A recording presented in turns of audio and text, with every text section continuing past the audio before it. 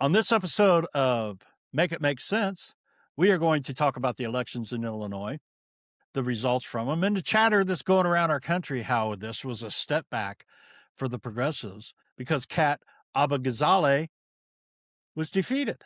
But we have a different perspective on that.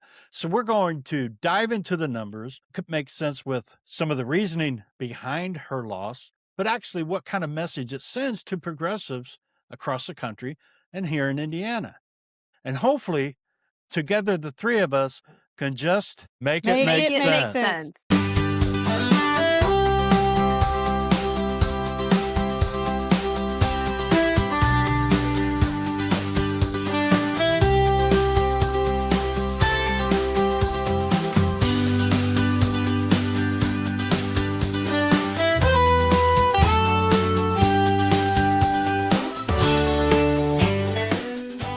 So I think we need to start by talking about the PAC in the room, specifically APAC, which stands for the American Israel Public Affairs Committee. So there is a difference between the American Israel Public Affairs Committee and the pro-Israel lobby. And here I'm just going to use the definition that political scientist John Mearsheimer uses. It is just a shorthand for a loose coalition of individuals and organizations who actively work to steer U.S. foreign policy in a pro-Israel direction. So this is done through organizations like APAC, like J Street, or Christians United for Israel, the Democratic Majority for Israel, and then through individual donors as well, like Mark Rowan, like Herbert Simon, and others. In Illinois CD9, APAC had many shell PACs that were set up.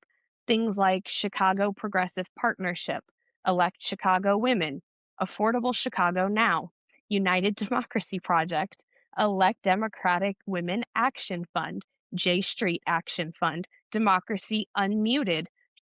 But they run ads, they are innocuous, right? They don't say Israel. They run ads that say things like Kat Abughazaleh, she supported Marco Rubio for president. She said she was to the right of Donald Trump on Social Security, and her campaign is bankrolled by right-wing donors to Trump and Republicans. Who is the real Kat Abughazaleh? We don't know. So when you see things like that, you don't immediately think that the United Democracy Project is something that is trying to steer U.S. foreign policy in the direction of Israel, though it very much is when you start looking at the FEC data. Yeah, and these PACs didn't they pour like 21 million or over 21 million dollars into this race Just right here CD9. alone, Yes. just to beat Kat because they felt that threatened. Well, Kat and Mike Simons and some of the others that escaping my thought right Yes. now. In fact, the Chicago Progressive Partnership ended up running pro-Bushra Amawala ads to try to split off the vote from Kat Abughazaleh so that Daniel Bliss could end up winning. Yeah, and that clip or that little video that you mentioned where they say she supported Marco Rubio. Okay, so first off, Kat was brought up a Republican. Okay, that they are referring to was in 2016. Okay, when she was a freaking teenager. So, and Marco Rubio of 2016 wasn't the fucking Marco Rubio of 2025, 2026. And we all know that. Very true. So this is the way they manipulate people and manipulate the media because people don't do their due diligence and dig into shit and understand and see why this occurred. The bottom line in all of this that took place, they are scared as fuck of progressives in this country. And I'm going to say far leftists that are borderline democratic socialists. They're scared to death of us, and they're going to do everything they fucking can to make sure that we're defeated. And we are faced with that here in Indiana with our own goddamn Indiana Democratic Party. And I'm sorry I'm cussing, but this just pisses me off to no end. And these moderate fucking Democrats, these Republican lights, these puss in boots Democrats, they need to get their shit together or they're going to blow the whole fucking thing for all of us. So, and just really quickly to get ahead of the people who are going to immediately jump in the comments and be like, but APAC spent against Daniel Bliss. That is true. But I also would urge people to look at New Jersey's 11th congressional district, where the incumbent Malinowski, he is a longtime ally to AIPAC and is a pro-Israel congressperson. They spent against him as well and ended up depressing so much of the vote for Malinowski that they actually allowed space for the progressive Ania- Analia Meja. I'm going to get that wrong, I think. The progressive candidate to win. When people look at that and say, well, why did APAC spend against their own um, longtime ally? Well, Malinowski dared to say that he would think about conditioning aid to Israel. That was enough for AIPAC to immediately put out ads against him and say that maybe he's not as pro-Israel as we thought, because he wanted to condition aid to Israel, which is a US law. I believe it's the Magnitsky Act. We are not supposed to be giving taxpayer dollars to governments or regimes who commit human rights violations and war crimes. That is against our own laws. We should be enforcing our own laws. And some Democrats got a little squirrely for 5 minutes and said that they might think about conditioning aid to Israel amidst the genocide in Gaza, and for that, AIPAC spent against Malinowski. So when you look at a candidate like Daniel Biss, he is absolutely a pro-Israel candidate. In fact, he helped to pass anti-BDS legislation in Illinois, BDS being boycott, divest, and sanction Israel for violating international laws. So that is a pro-Israel candidate who, yes, he might criticize the government of Israel from time to time because he is a liberal Zionist. According to the Jerusalem Post, he is a self proclaimed Zionist. So it's not that outside of the realm that APAC would then come into this race and spend money against Daniel Biss and money against Kat Abughazaleh, not necessarily because they think that they are both equally bad, but because they can give a stick to Daniel Biss and try to scare him into a more pro Israel stance when he, again, is already a liberal Zionist and a pro Israel candidate. Well, let me just say this. When we're speaking of scared, right? So I believe it was the Pink Poster Club that did a yes or no candidate Q&A session. And this was one of the first reels that I saw of Daniel Biss, and he couldn't turn his sign either way. He was hesitating. And so often he would just keep it in the middle, trying to show that he was neutral. And I'm like, you can't claim that you're neutral on yes or no questions. And furthermore, you're a very educated man. You went to Harvard. You're a professor. You're educated. Like, you know exactly what you're doing. So you're trying to ride the line. So then people should be asking themselves, if you claim that you're a progressive and yet you're riding the line and you can't take a stance, especially if you're Jewish, right? Like, I feel like the Jewish people right now should be 10 toes down, like, hey, we don't like this. Like, you're not representing us. You're not representing our interests cumulatively right now for, you know, the generations that followed the Holocaust, for example. Like, you have many Jewish people right now that are like, this is horrible. Like, we can't do this. This is bad. And so to have a political candidate right now not take a stand deliberately when there's that much money at play, I just think it speaks volumes. Well, that clip that you're talking about, that little sign turning thing that they did, I watched that a couple times, and yes, Biss hesitated many times. Watch it again and watch Kat. Yeah, she's like, bam, No bam. hesitation, Yeah. Right, none Yeah. because whatsoever. she Yeah. takes And no money and Biss eh, takes money from J Street and Yeah. but So from he's on having any to of the think donors. about it. questions she was immediately, and that's what a progressive candidate looks Yes. like. You know exactly where you stand, and you're not afraid to say it. Biss is all worried about, okay, I'm going to be a progressive and I don't want to lose that vote, but then I'm getting money here and I don't, and Absolutely. that is why you have hesitation. And that is why we talk about progressives who are soft, or who, like I say, are Pinots now.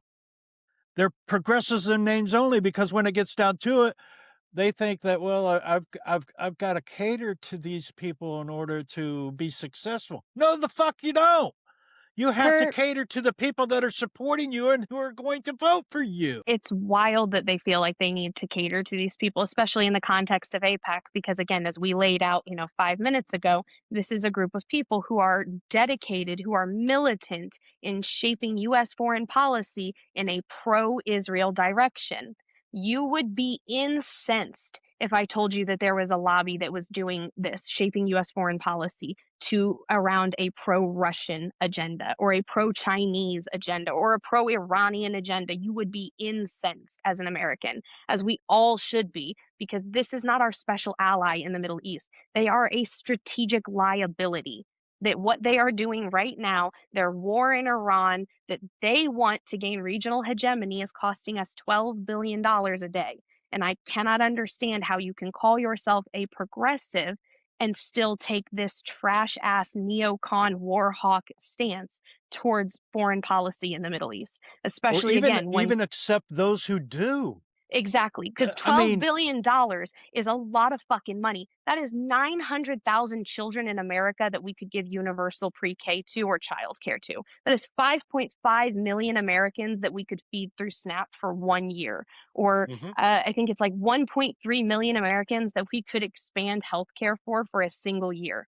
And we are choosing instead to bomb children in the Middle East with that taxpayer dollars. And that's only 6 days. And we know that this will go on longer than 6 days. It's going on longer than 6 days as we're speaking. So, insanity how you can call yourself a progressive. And then, like you said, Kurt, take money from people whose militant goal is to steer our foreign policy against the interests and the national security of the United States and towards the security and hegemony of another fucking country. well, I would Yeah, say and this. that's why if you look at the election in 9 over in Illinois, there were 16 or 17, candidates in that race, okay? And I've always been kind of on the fence, and help me out here, what's it called when the top vote getter runoff, or what is that, uh, term that they use? A special election? Well, no, when you have the, uh, uh just the plain top vote getters, like the 2 top what I think should be done is let's take Biss and Ranked Kat. choice voting? Ranked choice voting, yes. Sorry, Let's my take the brain 2 took me. ranked choice vote getters, and let's do a runoff with them, okay? Then let's see, and I may have said this already, but then let's see what the hell the results are from there. So, progressives need to look at this as, yes, okay, Cat was defeated, but this is not we are not going to solve this problem immediately. This is not an instant gratification, instant, effective, No, and um, real progressives should know losing. They should be very familiar and right. intimate with this feeling. But I think a lot of them have been a bit spoiled because they've seen some of the results that have happened so far. Mamdani is a great example. They've seen the victory that he had, so now all of them are thinking, "Well, this is gonna I happen." would No, love it to is see the not. work that happened behind the scenes, not just on Mamdani, but the people and the generations that led up to Mamdani. Because this is never, when you see fire, there was a spark somewhere, right? It was never just this person broke through. Mamdani was able to break through in New York City because other people laid the groundwork, because this is a generational team sport and we are constantly pushing the Overton window. So Kat coming within 4,000 votes striking distance of Daniel Biss is a victory for progressives, because what we Mhm. did was we lost forward. We pushed Mhm. that Overton window further to the left. And I mean, that is a victory, especially when, and progressives know in America today, that Overton window is pretty far to the fucking right. I mean, Right. especially when you look on a world scale, the Democrats and Republicans, our Democrats are pretty conservative by other countries' metrics. I So said this in a group chat earlier today when I was talking with somebody about the results. I look at it this way. In 2025, we started knocking on the door with these special elections.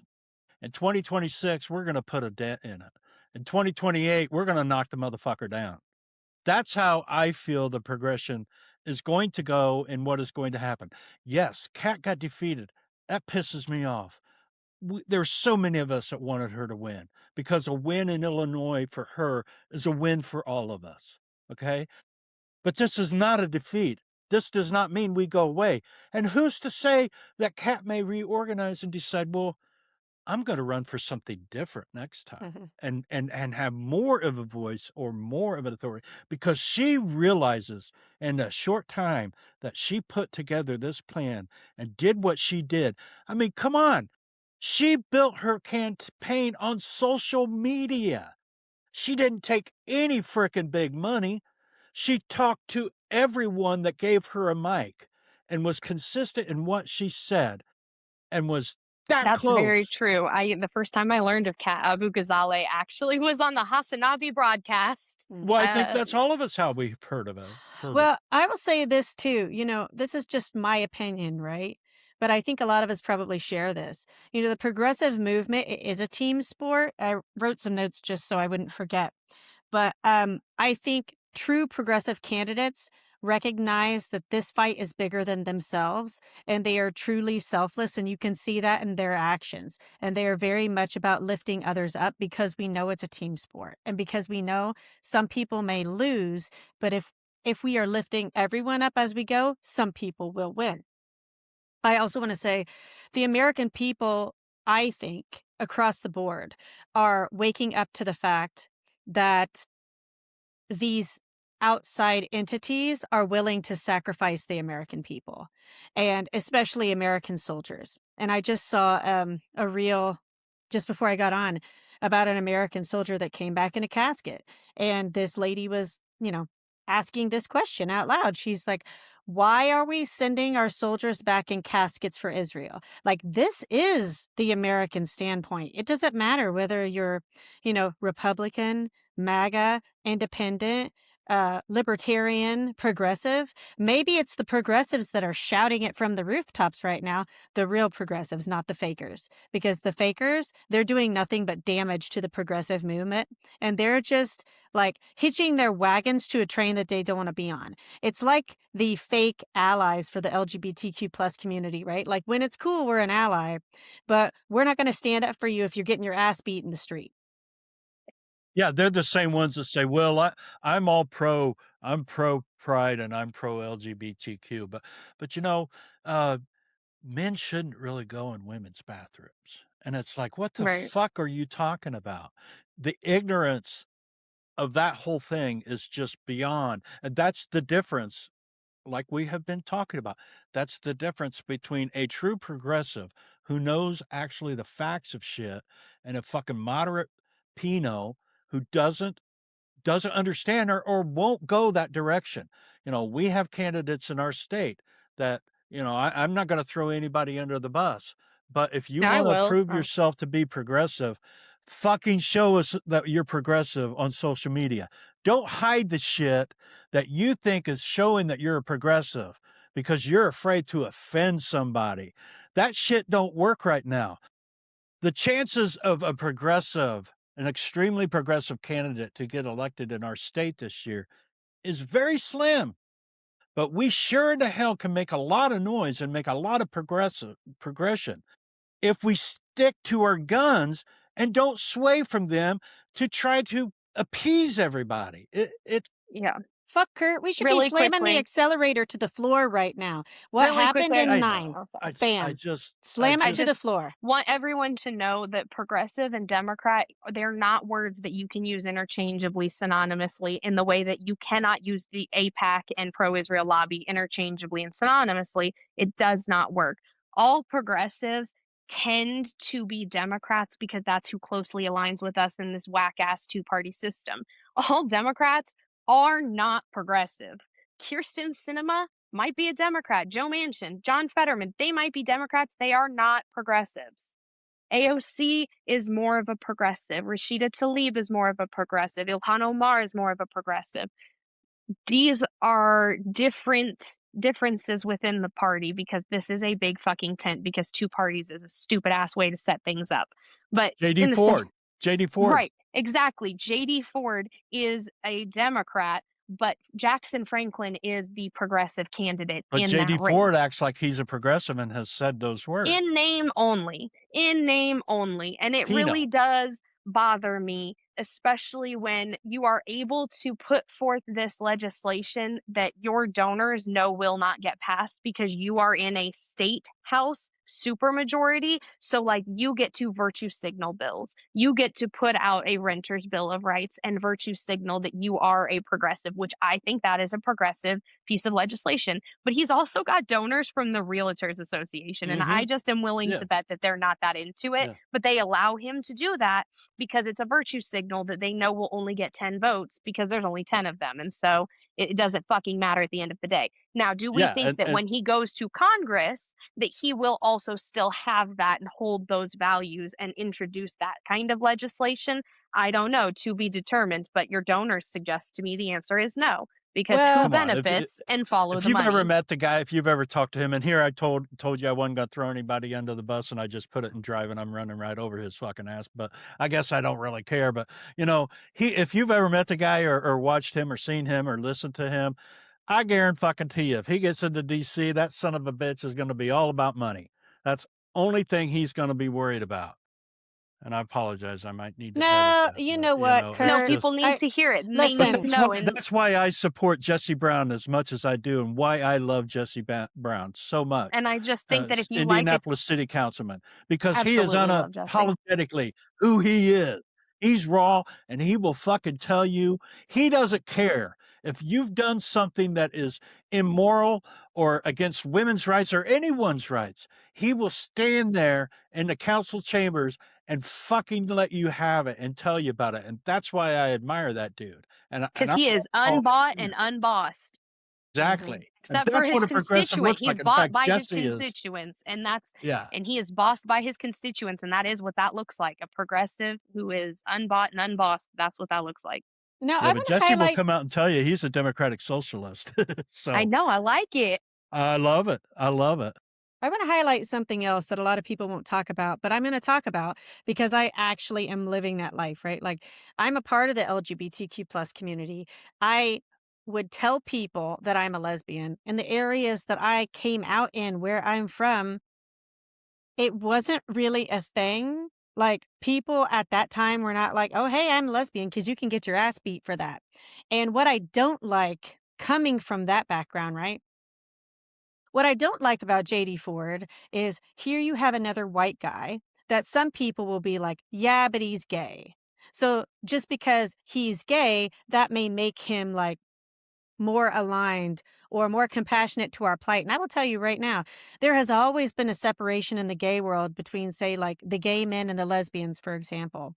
And that does not necessarily mean that because you're under the same tent that you align, right? Like I would be more likely to go in and advocate for gay men, for example, I would bet than JD Ford would be more likely to say go and advocate for lesbians because if he were that guy, I would have heard about him now in the circles that I travel in. Like, for example, I've come out really strong on trans issues because I have friends that are trans. I hear crickets about JD Ford, yet you are in the LGBTQ plus tent. So you should be taking this He is. opportunity. He's at the state house with the trans community You know when what they I have mean, bills and though. stuff. I'm just saying, like, I've not No, I heard know. I'm just any of saying to my get ahead of the trans. comments. Yes, of course. I'm just saying from my friends that are trans who I know personally. I've not heard anybody be like, "Oh yeah, JD Ford, like he's like an awesome advocate for us." I've just But I not heard will it. say that is the identity politics that the Democratic Party plays to, that people are really fucking tired of. And I won't speak to the LGBTQ issue because that's not my tent. This is why I'm speaking to it because But my people are going to tent talk is shit about it. yeah, but my tent would be like the Arab community. So like if you told me that we could have an Arab congressperson who is an establishment Democrat, or we can have a Milli Vanilli cis hetero white dude who is very progressive, like a Jackson Franklin, right? I'm sorry, I don't give a fuck that the other person is Arab. I don't see the value in just being like, "Well, see, look, their identity is X, Y, or Z, so Mhm. that's why they will fight for you." Yep. No, if your policies don't align that way, if your donors don't align that way, there are a myriad of factors that go into it that, like, yes, sure, being an Arab, you understand what the community needs better than maybe Jackson Franklin could understand what the community needs, especially in CD5. There is a huge Arab population there.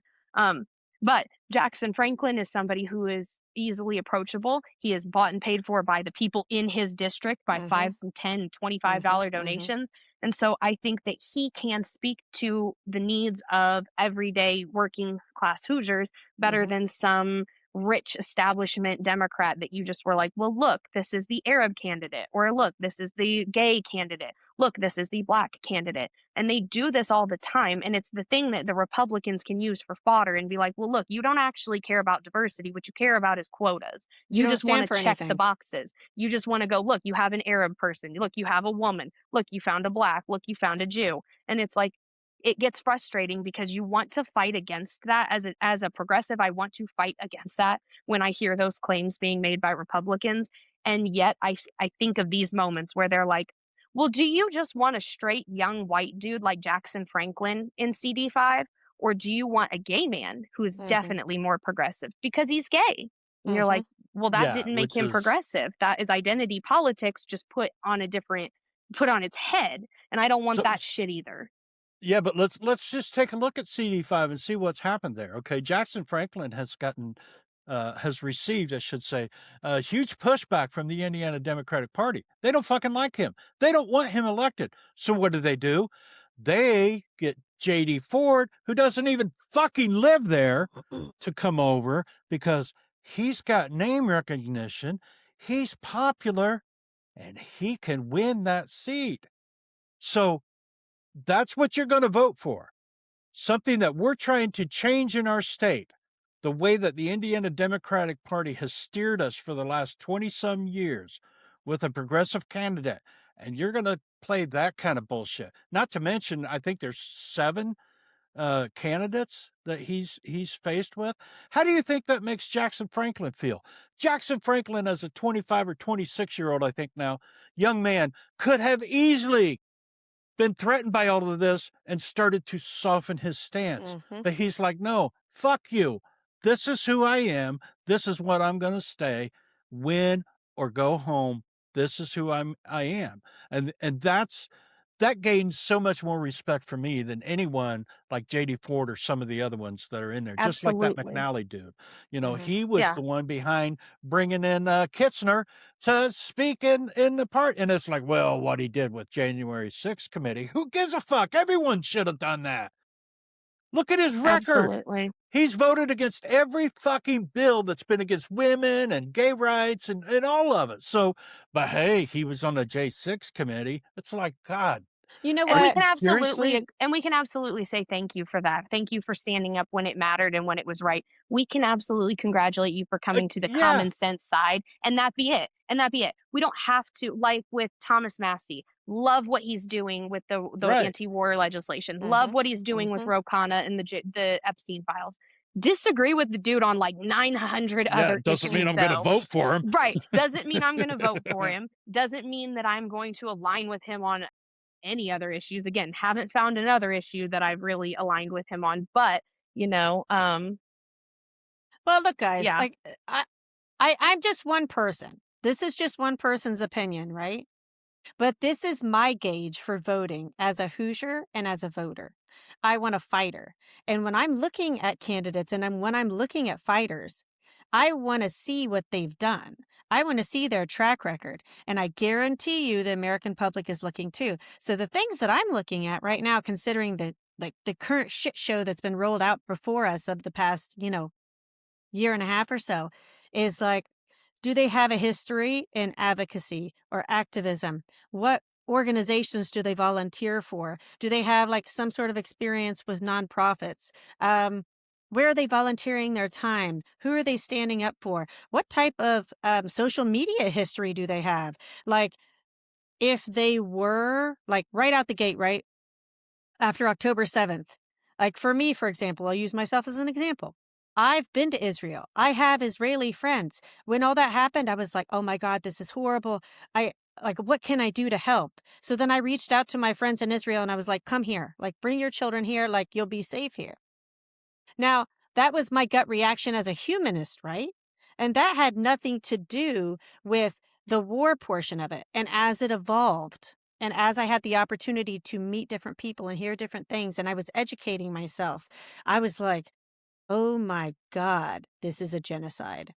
And I think that people right now should tell the truth. And that's what I liked about Kat, because I was like, damn, like she's fire. She's telling the truth, like unapologetically. And she's also of Palestinian origin, is she not? I think Yes, her that's significant. grandparents are Nakba survivors. I think it's significant. I think it's also equally significant that she happened to be beat by a Jewish man. I don't know, maybe that's nothing. But to me, as an American, I I look don't at know if things like that. I don't know if the Jewish part of it really matters. It's more that No, I he's a mean, Zionist. whenever it comes to No, I just the wanna type, make the distinction of because course, and they're right, everybody's gonna because blow, like, they're gonna blow no, up I our don't shit mean it over like this shit. no, I don't mean because the blow up the shit. I mean mostly on an educational front because Of it course. is significant that it's Daniel Biss, a self-proclaimed Zionist, Yes, versus Kat Abughazaleh, a Palestinian anti-Zionist. Because at the end of the exactly. day, it is nothing to do with being Palestinian really or being Jewish really, Right. because it's ethnicity versus religion. At Of the end of course. the day, it is the violent political ideology that is Zionism that is continuing the conflict in Palestine and Israel, and that is killing so many. Because you can be a Christian and be Zionist, and we see, in fact, the evangelicals in America are some of the largest coalition of Zionists. Yes, but I'm speaking more so to the type of conversations that I have heard. Like these are conversations that I have heard. These are like Republican conversations that I have heard. And Yes, because they conflate the Jewish with the Zionists because they that's are it saying behooves them. these things. And this Right. is why I'm mentioning it, right? Because for people that are saying, "Oh, the American people like they're not having conversations about this bullshit." I guarantee you a lot of people were watching what was going to happen in Illinois now. They were Oh, watching it yeah, in Israel as well. The absolutely. Jerusalem Post was just reporting on it this morning. I was Yeah, reading there's no things. doubt about it. I mean, they poured $21 million into it. Somebody was watching it. Exactly. They were They concerned poured somewhere like around. 50 million, almost $100 million. I saw anywhere from like conservative estimates of 50 million to crazy estimates of like 100 million across four different races just Yeah, in Illinois. just Think in about that Illinois. for example. Like, and so I'm going to Yeah. circle back to the humanist and like the volunteer portion of my brain. Imagine how much good you could do for the American people with that kind of money. So that just shows this is not about the Yeah, they American don't give a shit public, about that. right? Like this is They don't. about control. Because if people really cared from a humanistic standpoint about helping the American people, they would do that across the Well, board. yeah, and that's a good point, but they don't give a shit about that. They Mhm. could care No, they don't. fucking They less don't about give that, a what that no. money would have funded. Cash What rules was that everything what was around all of me. that money about? What was the money all Power, about? power and It was control. defeating progressive, far left candidates, period. Because they understand if we continue to elect far left, democratic socialists, uh, uh, progressives, however you far left extreme lunatics that they describe us as, if we continue to elect those type of candidates, little by little by little, we start to get a bigger piece of the pie, and then change is going to occur. And that's what scares the fuck out of them. And I think that's what the problem is in the Democratic Party that people are fucking missing. They don't understand. This is how you make change. You don't make change by voting for someone or supporting someone just because you fucking recognize their name or because their daddy was a good dude, or you got to look into who they are. I don't give a fuck about their name and what they say. I like was said earlier, I'm more concerned about their past. Who Mhm. supports them? Where's the money coming from? Who are the fucking people that are, what do they support that are giving this dude money? Back to Bo By and Mark Rowan. Yeah. Okay. Bo says he doesn't take money from APAC. Well, he's right. There is no APAC money that is flagged that way. But there sure the fuck is a lot of APAC money that is funding him for people who fund fucking APAC. Mhm. He has So, 6 pro-Israel donors on his donor sheet, 6 of them, and they and probably either 6 of the highest donors that he has. yes, yes, you 6 of the know, highest donors he has, but also they are people, like you said, Mark Rowan, who is a top one of the top 5 donors to AIPAC, Herbert huh? Simon, who is one of the top 5 donors to AIPAC, um, Eric Mindich and Norm Brownstein, who also fund AIPAC, Deborah Simon and Cindy Simon, who have given over $1 million just in this cycle alone to the Democratic majority for Israel. So, absolutely. Or like George Hornetto, who is able to technically say that he is also not AIPAC funded, Yeah, but he takes right. money from the pro Israel lobby through Marianne Glick and the Glick Foundation, No, who supports the IDF. They directly fund the IDF. And also, I just really quickly think that it is also insane, and something the American people should understand is that it is legal, it is acceptable. No one even bats an eyelash when American citizens donate tax dollars, donate their money to fund a foreign military. A foreign military. You fund a foreign military. We also allow our Congress people to go and serve in the IDF, and then they are allowed to come back and be a representative of the United States of America. But swear to God, they will not betray our country. They will not look out for the country they literally just put their ass on the line for and fought for, and the country that they are taking money for. Swear they're going to just focus on America. It's I crazy. would And just want to back say, to the both I buy thing real quick. The one thing that and there are so many reasons why both should not be supported by Democrats in this state. So many. But to me, the one glaring issue is that Mark Rowan gave him $25,000. Mark Rowan is a Trumper who was one of the authors of Trump's education plan that's destroying the public school systems. And Mark Rowan is one of the founding board members of the fucking Board of Peace. And to me, if Democrats cannot see and look at that and say, God, that's, I'm done. It's the Board of It's, Colonization. I want them to be honest, like they did with the Department of Defense to the Department of War. Call that, instead of the Board of fucking Peace, it's the Board of Colonizers. Look at who's right. on that board. It's the Board of Colonizing Assholes. Be so for Uh-huh. real. well, Yeah. I also just want to say, just briefly, like, these rich people do not deserve our respect. Like, around here, especially like Hoosiers, right? Like, we're kind of known for, like, you have to earn our respect. Like, the union workers deserve your respect. The people that are like building your cars and building your trains and flying your planes, and the plumbers and the bricklayers or whatever, these people are the ones breaking their backs to Are build you this talking about the nation. people who were important during COVID, our essential workers, our real ones, like the trash people? You're And spitting fire, Tabitha. meanwhile, these motherfuckers over here who probably haven't had a callus on their hands the entire lot, like their entire life, right? They're talking about leveling Gaza and building high rises. With whose hands? With whose money? So I'm like, shut the fuck up. You know what? Like, I only have respect for people that earn it and that deserve it. Like, this is, I'm this is my pet peeve with Bo Bai. I'm like, dude, you're as far from what a Hoosier is as possible. You think He you didn't can even just, go here. I know, you think you could just like sway in here and then we must give you our respect. And I think this is what people are getting pissed off about the Democratic Party right now. It's like, who says? Like, stop giving us candidates. Like, let us vote for these candidates. Like, who cares? I mean, I see your point, Kurt. I do, with like 12 people running or whatever. But I'm just saying, like, this is the American way. Like, this is how democracy is supposed to function, right? Like, let people fight it out. I want to see a bunch of normies, like a bunch of normal people in these seats, people that have struggled, people that have overcome adversity. Like someone like Bo Bai, please. He hasn't overcome shit.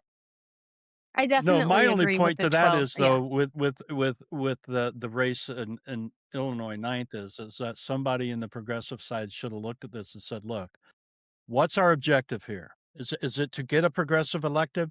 Because if that's what we are going to do here, then we need to seriously sit down at a table and have a discussion and pick who we think is the one going to win. And if that Yes. discussion would have been had, if the organizing of all of those together instead of fucking fighting against each Isn't other. that what Brad Lander and Zoran did in New York? Yeah, I know they have ranked exactly. choice voting, but I'm pretty sure that Brad Lander, or Brian Lander, I think it was Brad Lander. I'm sorry if I'm getting that wrong. But he was the second, and so he was like, well, if I go ahead and drop out now, but tell all of my supporters I support Zoran, then that will put all of my people behind Zoran and we'll get him instead of an Andrew Cuomo or an Uh-huh, Eric Adams uh-huh, again. uh-huh. So Yeah, it was a strategic alignment where he said, I am sacrificing myself because it's not about to me, it's about the benefit movement, to your the point. movement.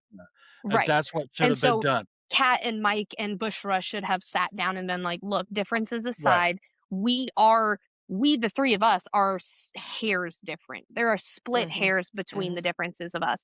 But Right. between the difference of us and Daniel Biss or a Laura Fine, there is a Is night and day difference. And so what we could really do to benefit the progressive movement and to benefit people in Illinois' ninth would be to strategically come together and everyone, I mean, read the damn tea leaves. Again, I liked Bushra, okay?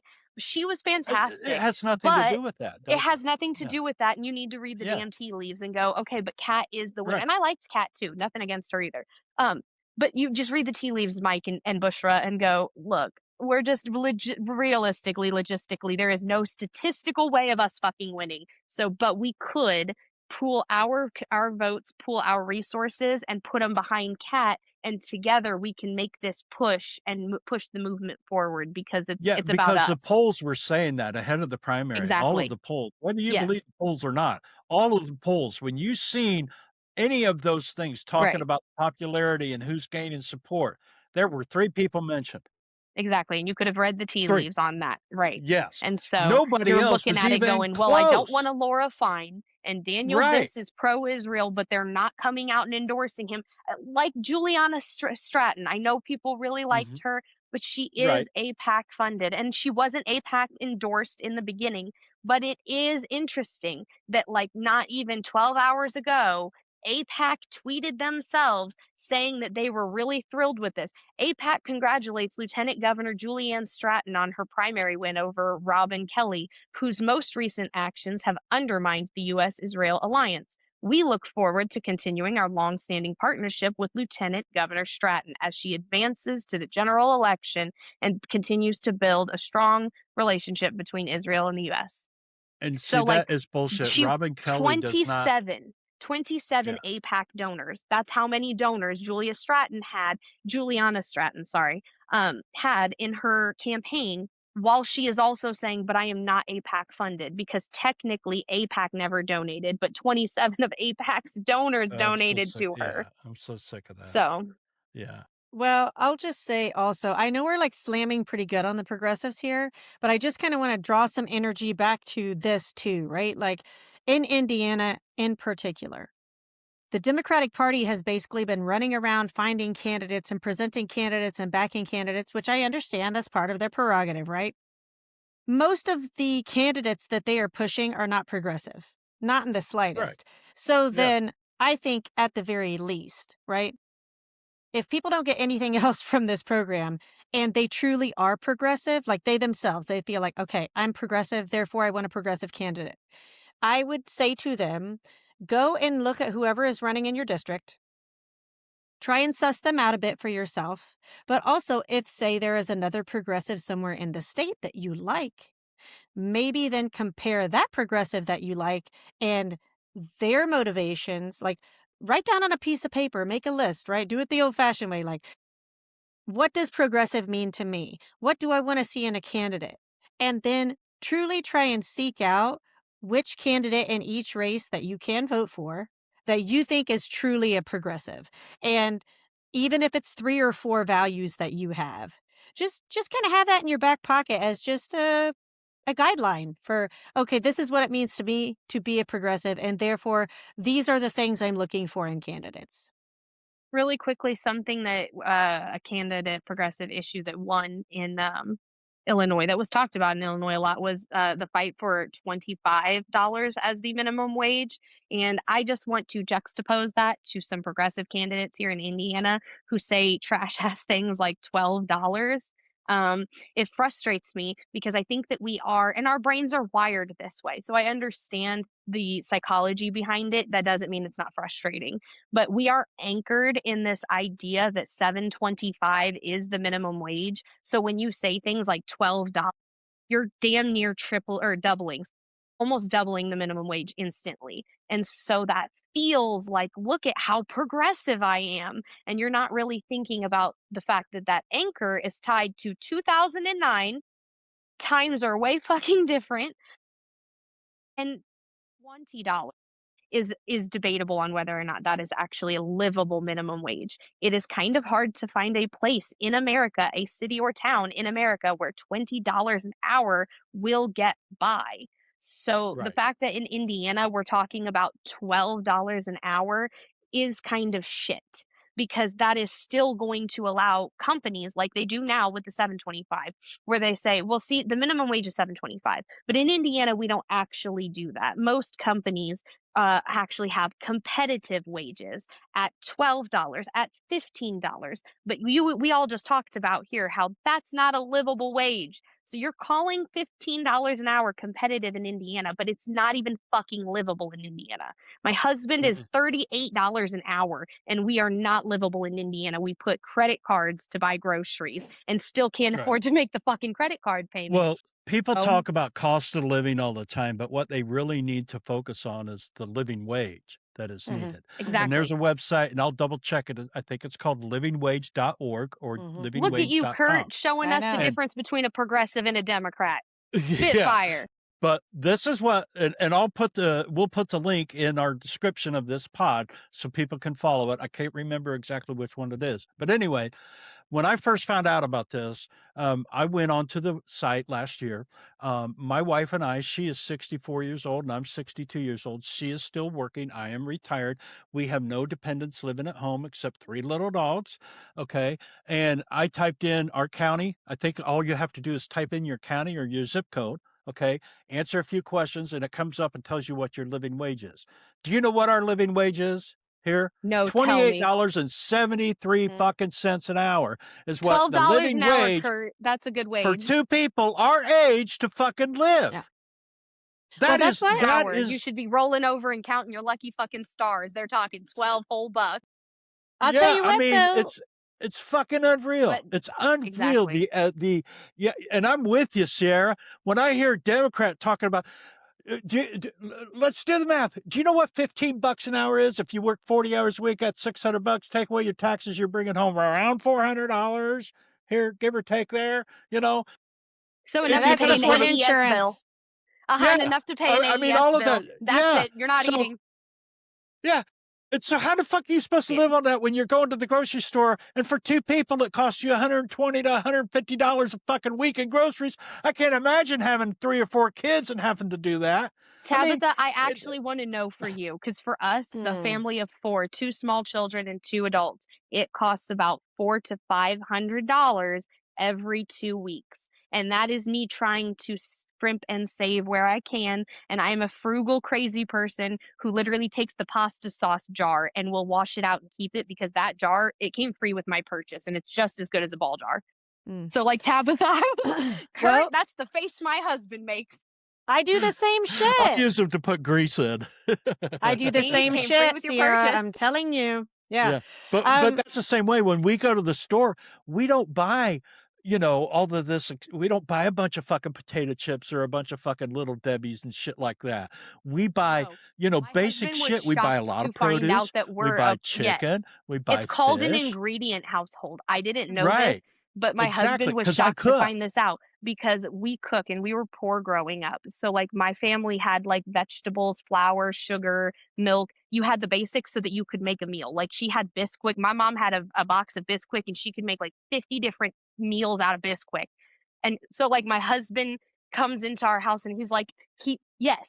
And he's like looking around going, honey, where's all the food? I can't, like, I just want something quick and easy and snack foody and junk foody, like just quick and easy. And I'm just like, we don't do TV dinners. We don't do snack foods. We don't do sodas. We don't have any of that. We are an ingredient household because we Right, can't afford exactly. anything. no, Last I'm week gonna. I made ham and beans. And I made old type recipe that my mom taught me a long time ago. Bought a couple boxes of Jiffy because my wife loves cornbread, and so does our one dog. So I made ham and beans and cornbread.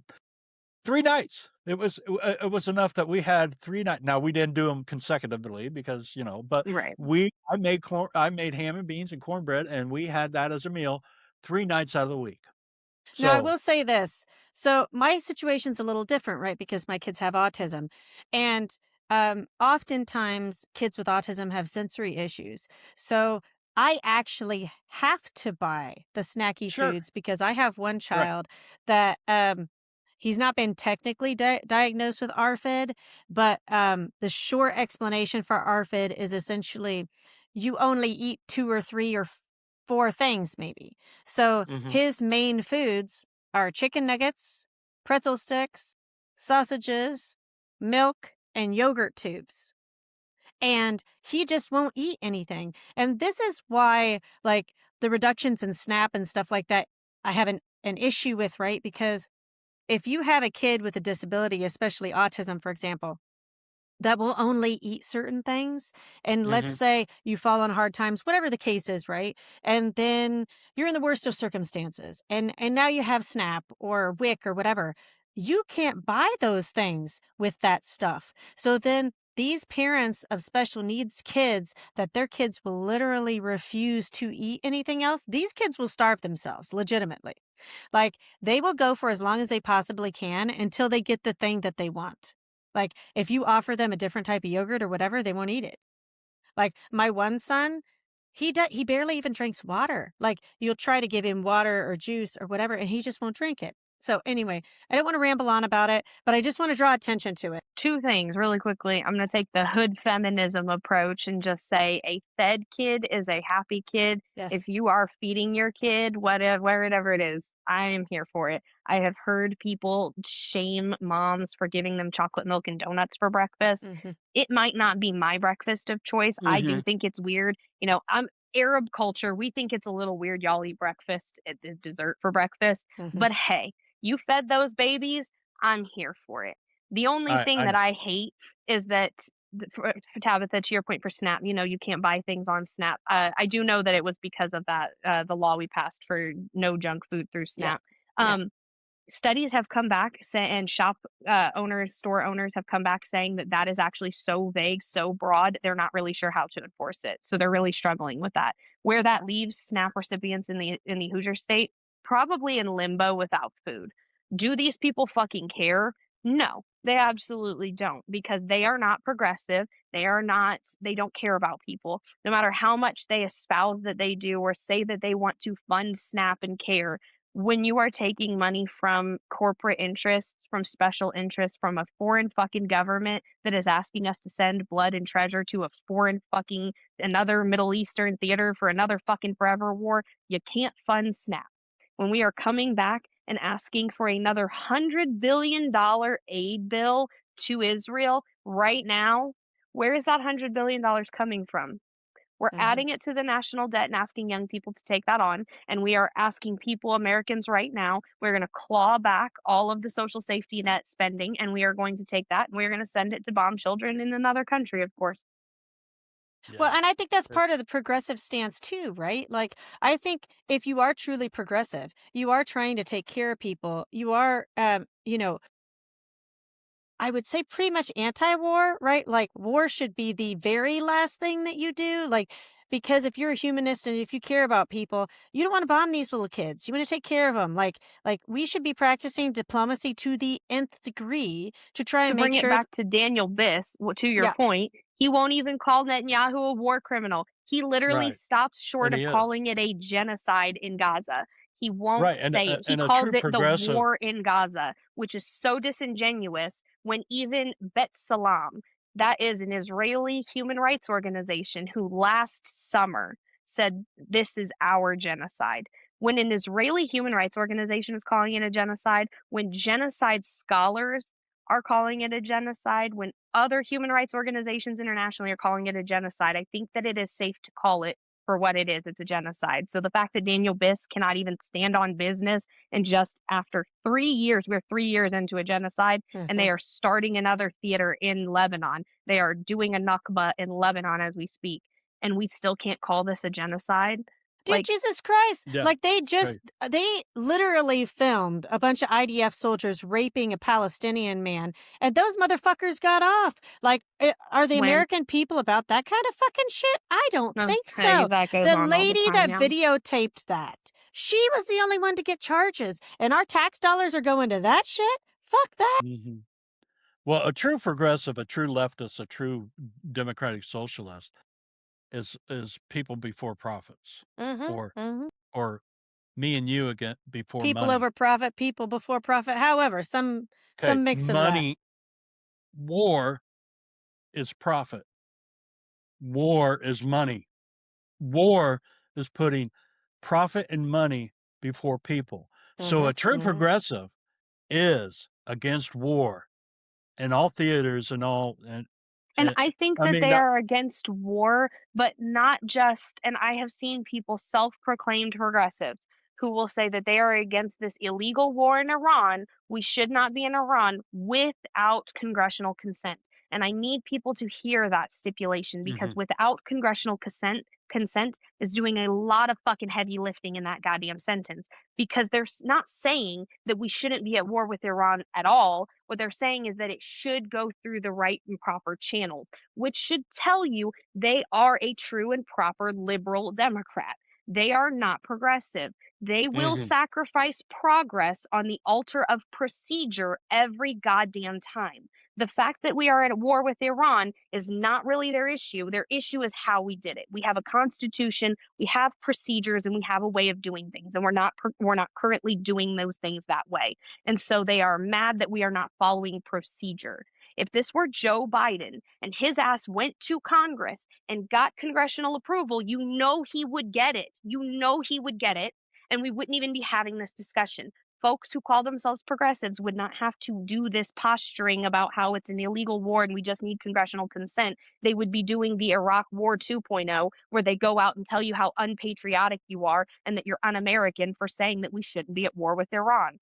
And you're going to start seeing that once we start get whipping votes and getting Uh, Congress's votes on this, I because have to mhm. absolutely that's what Yeah, they're going to do. yeah, I have to tell yeah. you. So I do try and watch other people's stuff, right? Like, I'm busy myself, but I try and watch other people's stuff.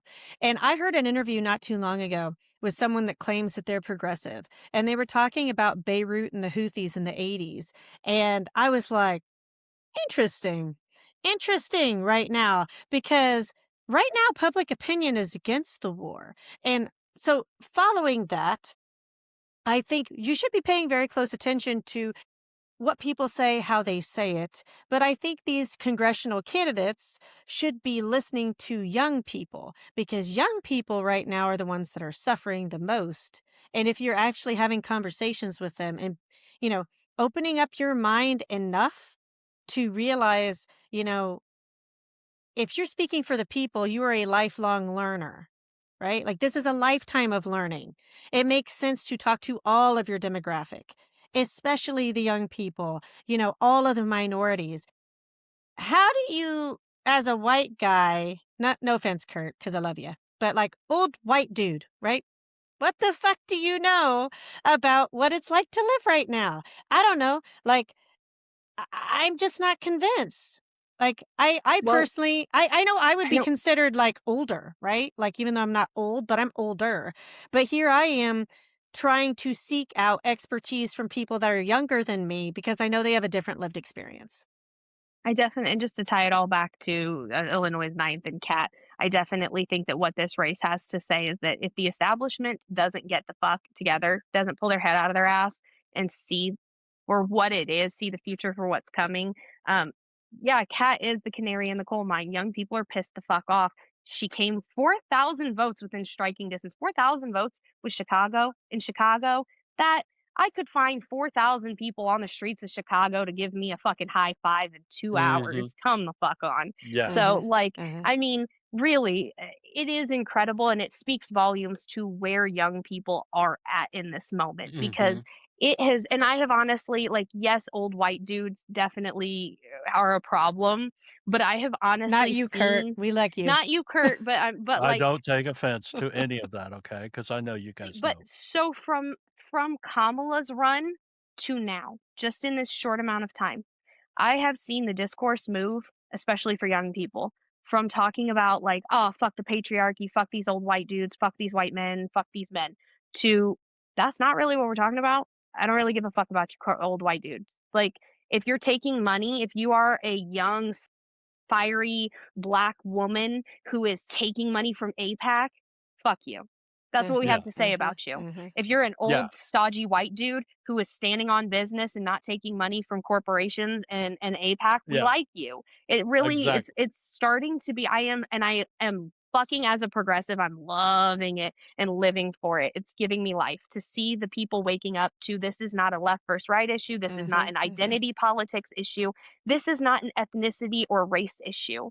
This is a money versus poor people issue. This is a haves versus the have nots. And it Mhm. always has been because America is a settler colonial project. It is a settler colonial nation. It's never moved away from that. We very much still are a settler colony project.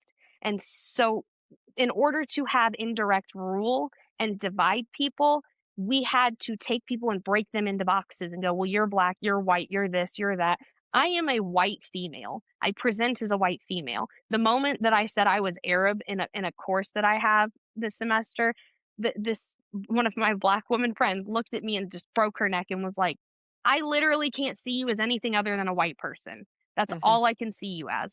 And like, yes, that's the point. The point is to separate us, divide and conquer, and have us arguing over, I'm a female and you're a man. You're a white person. I'm a black person. Right. You're an Arab and I'm a Jew. And all of these little things that separate us when the common thread among all of us is that we're all fucking oppressed. We all have a boot on our neck from our fucking rich ass overlords who have decided they have way too much money. They've run out of land to buy and islands to buy. They've run out of yachts to buy. And they have apparently run out of dick shaped rockets to send them off to fucking Mars in. And so now they just have to bother with us and make our fucking world their play box and their little sandbox. And I think that young people are the ones who are so fiery about seeing the writing on the wall because we were never assured anything. We weren't promised if you go to school and you work really hard and you get out of college, you'll have a really great job and a life and a wife and a house. And I think generations before us were promised that. And so they still have in their mind, well, I can't break the system because the system, I need to reform it because once upon a time, this used to be true. And so we can just reform it back to when that was true. And young people are going, And nah, fuck that. It was never true. You're a yeah, liar. yeah, That we're shit was a we're patina past the from the reform start. end of You're it, not and reforming it. Right. We're breaking this shit. We're breaking the mold. We're cutting the strings here and we're starting anew, we're to the point of knocking the door down. And we not only knocking the door down. optics optics are everything. Okay, we not Mhm. only Mhm. need to listen to the young people, we need to fucking vote for the young people. Mhm. We need to Mhm. pay attention to what they are standing for and what they are fucking saying to make a change in this country. Because the way that it's being done now, it ain't gonna happen. And these moderate Republican light Democrats, whatever you want to call them, they need to wake the fuck up. And a Mhm. perfect example is what just happened in Illinois. Okay. Even though it was a defeat, it was a win in so many ways. Now I knew we were going to get off subject a little bit, and I that's going to think we happen. stayed But I think tangentially, kind of. yeah, we stayed within the guidelines. We didn't run. We just made a little bit of a jog in our path. So, but Bound to do it. I hope that this pod has maybe given a little bit of insight. I know people know where we stand on the issues, but I hope that we explain things Oh, I a think little they know bit we stand better. on business, Kurt. Yeah, so 10 toes down. we're unapologetic. We're going to say what the hell is on our mind. Uh, you know, obviously, if you're watching our pod and you come into our comments and tell us that we're elementary, yeah, we're gonna call you out for that, okay? And Sierra knows exactly what the hell I'm talking about. And Tabitha, you might not These have seen it yet. monolingual Uh, assholes yelling at these. Do better. yeah, yeah. So hey, if we pissed you off, well, we accomplished something, didn't we? We started a Our main conversation. focus is to get people to think. That's what we want to do. We want to take the issues that we see today, like District 9. We want to break them down. We want to talk about them. And we just want to try to make it make sense. And that's what we are all about. We're three Hoosiers from Indiana, and we're trying really hard to Make Make it make it it make make make sense. sense. sense. I'm Sierra. I'm Tabitha. And I'm Kurt. We'll catch you on the flip side.